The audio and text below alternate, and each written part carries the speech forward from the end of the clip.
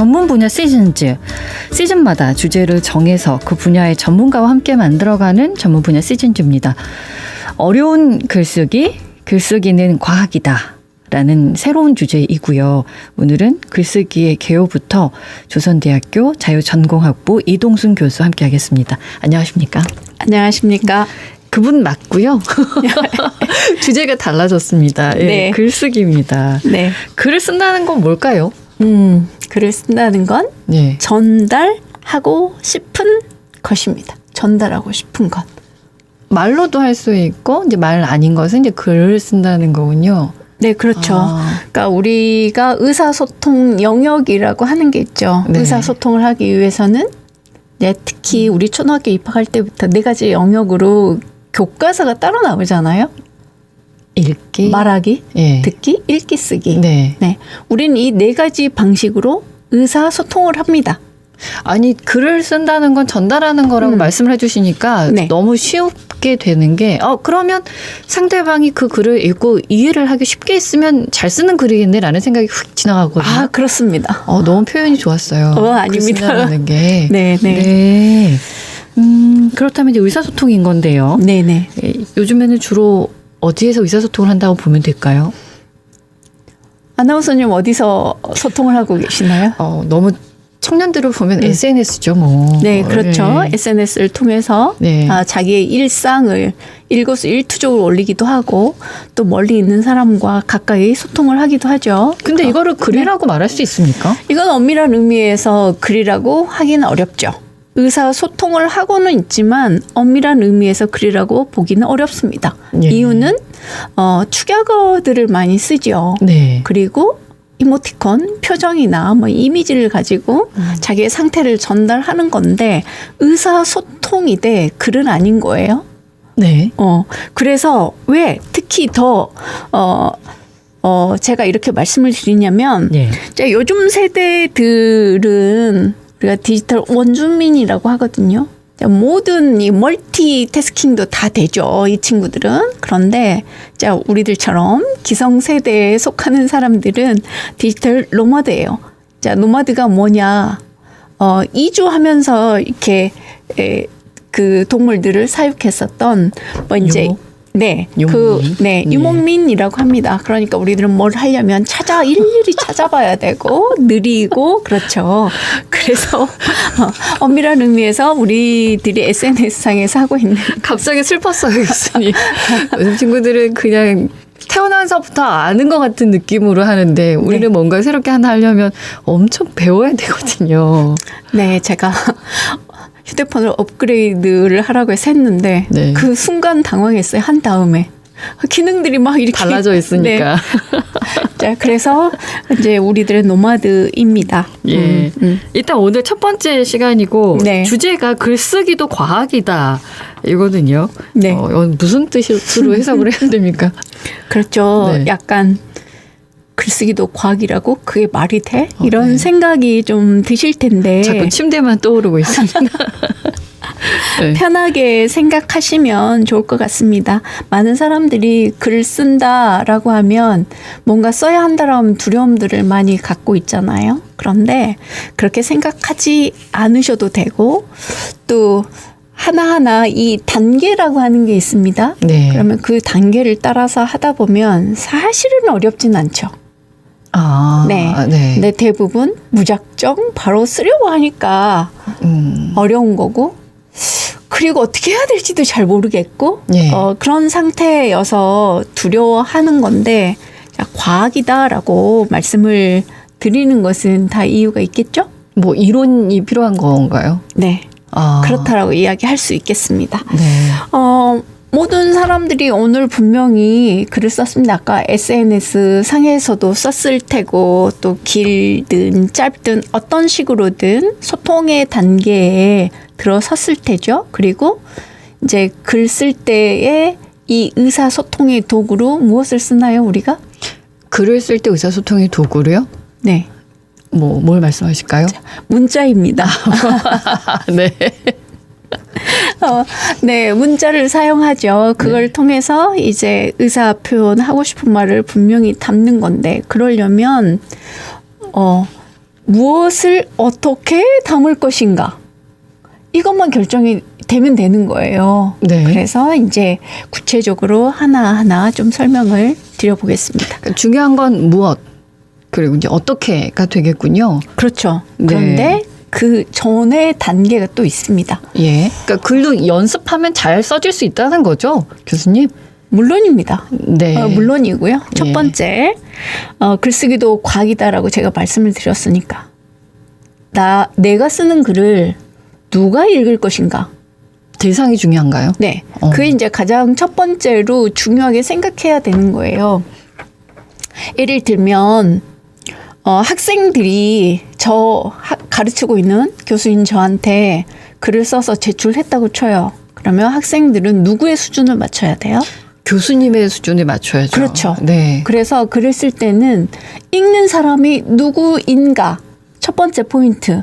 그러면 초등학생이면 어떻게 해야 되겠어요? 초등학생에 맞춰야겠죠. 그렇죠. 네. 그 아이들의 지적 수준과 그 아이들이 사용하는 언어에 맞게 그게 써줘야 아이들이 그걸 읽고 이런 내용이구나 이걸 이해하고 알 수 있잖아요. 네.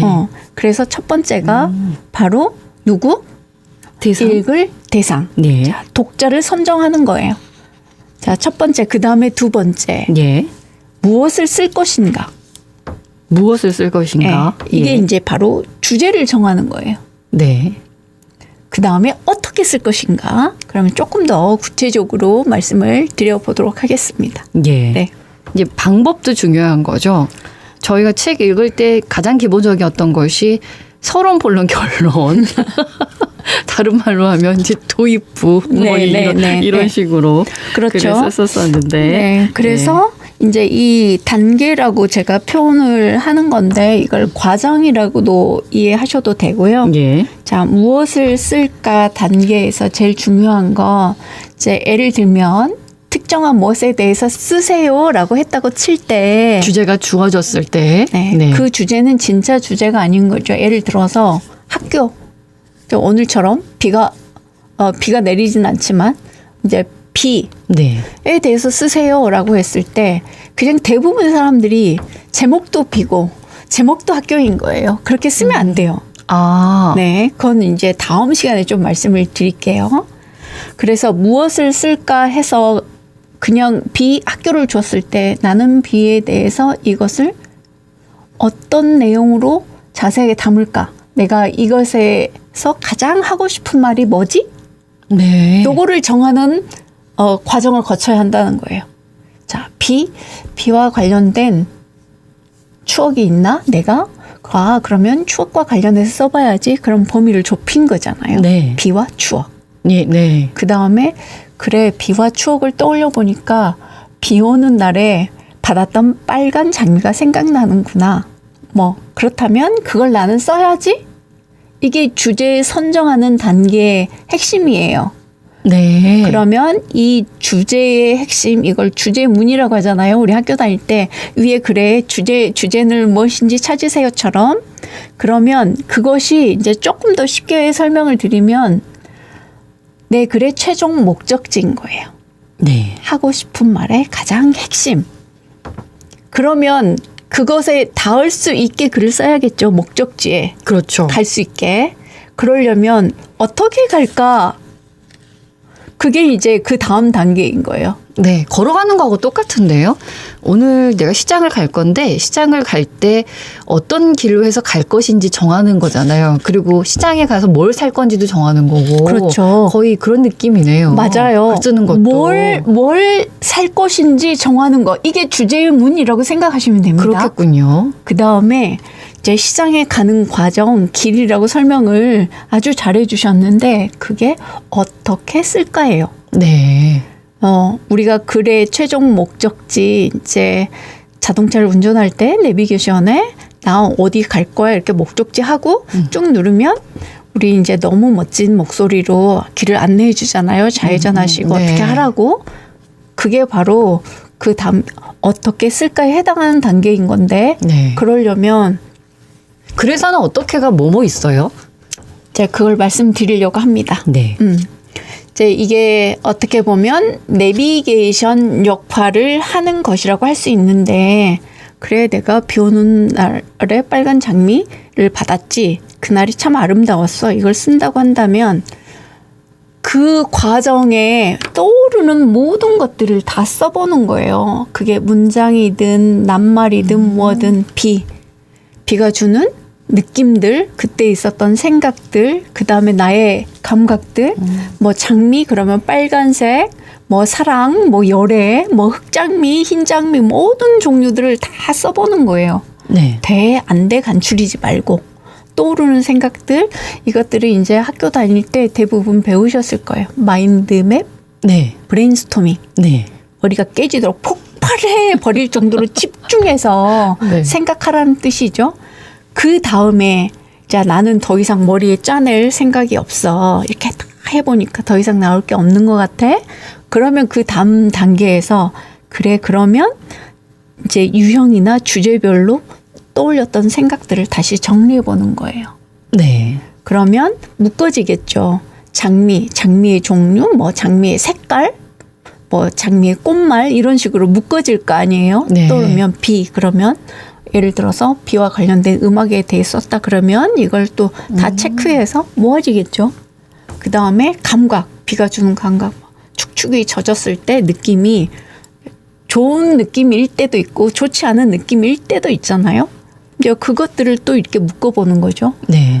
그래서 아까 시장 뭘 사야지, 이제 제가 표현했던 대로 주제문, 내 글의 최종 목적지와 관련 없는 것들 여기서 버리는 거예요. 이제 묶은 네. 다음에 버리면 뭐만 남겠어요? 가는 경로, 과정, 핵심 경로 과정만 남겠죠. 네. 그걸 구성하는 겁니다. 묶어서 그 다음에 그걸 토대로 해서 이제 길을 만드는 거죠. 어디 가는 길? 시장에 가는 길. 그렇죠. 길을 만들면 최종 목적지가 네. 어디에? 상품을 사는 가게에 도달하겠죠. 네. 너 이제 여행을 어디를 가려고 목적지로 내비게이션을 입력했다면 그곳에 도착하겠죠. 그러면 옆구리 터지지 않는 나의 글을 쓸 수 있게 되는 거예요. 자, 그것을 조금 더 구체적으로 세분화해서 예를 들어서 여기에는 어떤 내용을 쓰고, 그러니까 첫 번째는 이 내용을 쓰고, 두 번째는 이런 내용을 쓰고, 세 번째는 이런 내용을 써야지. 자, 이렇게 정리하면 이게 개요가 되는 건데요. 네. 개요를 그림을 그릴 때 스케치를 하잖아요. 네. 건물을 올리기 위해서 건물 설계도를 작성하죠. 예. 그것 단계라고 생각하시면 같습니다. 그러면 이제 개요가 다 짜지면 예. 거기에 그걸 토대로 해서 살을 붙이면 되는 거예요. 네. 그런데 이제 다 쓰고 나서 내가 잘 썼나? 애초에 내 계획대로 그걸 확인해 보려면 써진 글을 옆에 개요를 놓고 이렇게 맞춰보면 되는 거예요. 글을 토대로 해서 이걸 요약을 정리하면 처음에 개요하고 요약한 것들이 맞아떨어지면 나는 옆구리로 새지 않고 김밥 터지듯이, 그렇지 않고 제 갈 길을 잘 간 좋은 글이 되는 거죠. 어때요? 글쓰기도 수학 문제 풀고 나서 검사하는 것처럼 검토하는 작업이 필요하군요. 아, 그럼요. 연결이 잘 돼 있는지. 아, 그럼요. 그거는 네. 필수입니다. 필수. 아니 그런데 이제 내용은 알겠어요. 네네.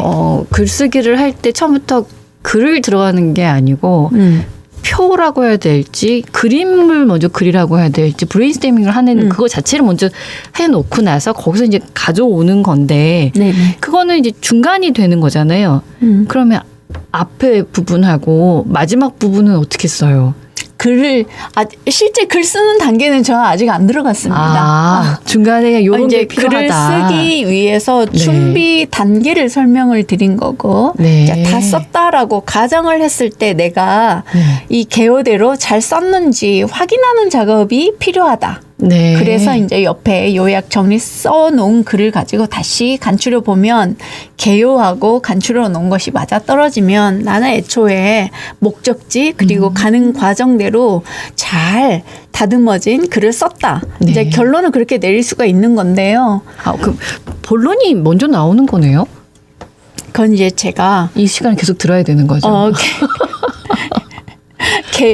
개요대로 써졌는지 점검해야 된다라고 하는 것을 말씀드리기 위해서 네. 다 쓴 다음에라고 말씀을 드렸던 거고 네. 지금 이제 제가 계속 설명드린 것은 쓰기 전 단계에 거쳐야 하는 것들에 대해서 지금 말씀을 드리고 있는 거예요. 예.